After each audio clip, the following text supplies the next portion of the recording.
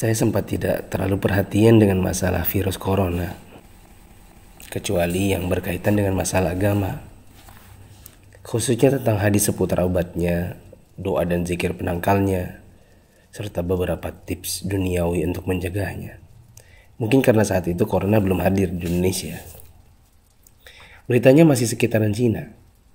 Isinya tentang perjuangan pemerintah dan tenaga medis melawan corona di sana. Itu tergambar dari foto wajah tenaga medis yang memerah bekas masker dan kacamata. Saya hanya sebatas mengerti betapa beratnya tugas mereka. Saya sempat jengkel saat melihat video warga Iran yang menjilati pagar kuburan dan membaca tulisan tentang rakyat Italia yang dinilai sangat meremehkan. Tapi itu pun hanya sambil lalu karena positif pertama di Indonesia pun belum kedengaran. Tanggal 2 Maret 2020 yang ditakutkan pun terjadi. Pasien corona pertama di Indonesia diumumkan oleh Presiden Jokowi. Inilah takdir Allah yang harus sabar dihadapi. Pandemi corona telah memasuki negeri ini. Jumlah pasiennya bertambah hari demi hari. Gambar-gambar mirip dengan yang di Cina bermunculan di grup sana sini. Ada bekas alat pelindung diri tergurat di pipi. Tenaga medis bicara dengan kertasnya. Kami kerja untuk kalian, mohon kalian tetap di rumah untuk kami. Ada juga yang bunyinya, haus, ingin minum, tapi gak berani. Seorang dokter yang sudah sepuh dalam balutan baju perang seolah berkata, jikapun ajal datang, tidak mengapa. Karena raga yang sudah tua ini memang harus ikut berjuang, tidak hanya bisa berdiam diri. Ikatan Dokter Indonesia menyampaikan belasungkawa karena 7 orang dokter di garda depan meninggal. 5 dari mereka wafat karena tertular virus ini. Seorang dokter muda hanya berdiri di luar pagar saat menemui keluarganya karena takut membawa virus dari luar. Meskipun foto ini aslinya dari Malaysia. Ternyata APD medis harganya sangat mahal. Dan sekali pakai saja. Saking krusialnya, para ulama dan ustadz-ustadz yang mumpuni ilmunya sampai mengeluarkan fatwa. Bolehnya tim medis sholat tanpa wudhu, tanpa tayamum. Lantaran pelindung dirinya tidak boleh sembarang dibuka. Tak hanya itu, ada juga fatwa sahnya sholat meskipun ada najis. Karena baju medis ini bukan baju biasa. Sekali dipakai untuk satu shift jaga, berjam-jam tanpa makan, minum, bahkan buang air dengannya menggunakan pampers orang dewasa. Bayangkan lagi jika dokter dan perawat wanitanya adalah ibu atau saudari kita yang sedang mengalami datang bulan. Dan lagi deras-derasnya. Atau dia istri kita yang harus berjuang di rumah sakit. Sementara punya bayi yang juga harus disusui tapi tak bisa. Ada pun yang wafat. Mayatnya tidak bisa dimandikan. Bahkan tidak ditayamumkan seperti biasa. Hanya disolatkan dan dikubur bersama plastik membungkusnya.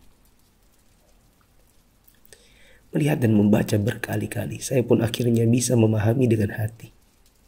COVID-19 ini bukan sakit biasa. Dan tugas tenaga medis sangat berat terasa. Kalau bukan karena tidak ingin ditanya keluarga ada apa, saya banyak mengalirkan air mata. Untuk pasien positif corona dan keluarganya, sabar ya. Insya Allah sembuh tidak lama. Jika bersabar, kita dapat pahala. Di rumah dulu sampai negatif. Kasihan jika virus ini menular ke orang lain. Apalagi kepada yang punya penyakit penyerta dan lanjut usia. Untuk yang harus keluar dan tidak ada pilihan kedua, semoga Allah memberikan saya dan teman-teman keselamatan dan rezeki untuk keluarga. Jaga kesehatan ya. Usahakan jaga jarak dengan orang di sekitar kita. Kita tidak tahu siapa yang tertular, siapa yang sehat. Karena yang positif corona pun bisa jadi tidak merasa karena tidak ada gejala. Untuk yang masih abai dari solidaritas bersama, Saya ingin mengetuk pintu hati dan meminta waktu teman-teman sebentar saja. Yuk kita berpikir bersama. Jika teman-teman menggunakan media sosial atau punya kotak kaca media massa, teman-teman pasti sudah mendengar berbagai penjelasan wabah yang melanda. Pemerintah, dokter, para pakar sudah bicara. Dari wawancara hingga rekaman video HP sederhana.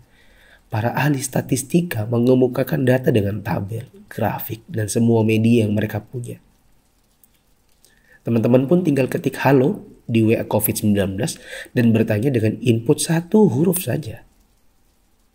Jika data itu jelimet untuk dibaca, mungkin teman-teman bisa nonton versi kartunnya. Semua tenaga sudah dikerahkan oleh berbagai kalangan untuk membuka mata hati kita.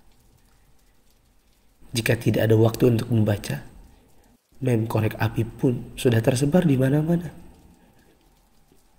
Sampai-sampai ada yang berpikir, mungkin kalau simulasi penularan virus corona ini pakai video game, barulah anak muda yang meremehkan corona akan mengerti dan percaya. Mereka pun membuatkan potongan video gamenya. Artinya, jika usaha seperti ini masih belum menyadarkan kita, entah dengan cara apa lagi. Apakah tongkrongan kita butuh ditembaki dengan gas air mata baru kita mau meninggalkannya? Pemerintah tidak minta uang dari kita. Mereka hanya ingin kita mengikuti arahan mereka.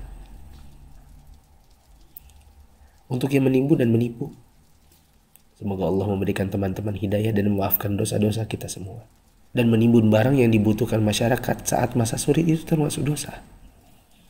Rasulullah SAW bersabda, la yahtakiru illa khati. Tidaklah menimbun barang kecuali orang yang berdosa. Terlebih lagi bila menipu dan berdusta. Kami hampir tertipu dengan penawaran masker murah yang tadinya kami akan bagikan gratis kepada orang-orang yang membutuhkannya. Di mana hati kita? Apa kita bisa tertawa saat orang lain menderita? Teman, turunkanlah harganya ke harga normal jika engkau tidak bersedia menggratiskannya. Seperti pahlawan jalanan yang membagikannya. Untuk yang kaya. Kaya yang sesungguhnya itu adalah jika harta itu bermanfaat bagi orang di sekitar kita, bukan hanya untuk pribadi semata. Yakinlah, kekayaan, saldo ATM, rumah miliaran, outfit jutaan, mobil mewah, memang membuat kita besar di mata manusia, tapi tidak ada artinya di sisi Allah yang Maha Kaya jika tidak menghasilkan amal dan pahala. Saya mau sumbang jam tangan dan beberapa barang lainnya yang mungkin tidak seberapa jika dibandingkan dengan teman-teman menyumbangkan harta nantinya. Terserah untuk pos dana apa. Mungkin masker, mungkin APD tim medis, hand sanitizer, sabun cuci tangan, dan sebagainya. Kita harus cintai harta kita ini dan bawa dia ke akhirat. Jangan sisakan untuk dunia. Untuk Bapak Presiden, BNPB, para gubernur, wali kota, dokter, perawat, ustadz, influencers, dan fundraisers, thanks for all you've done. Terima kasih. Jazakumullahu khairan.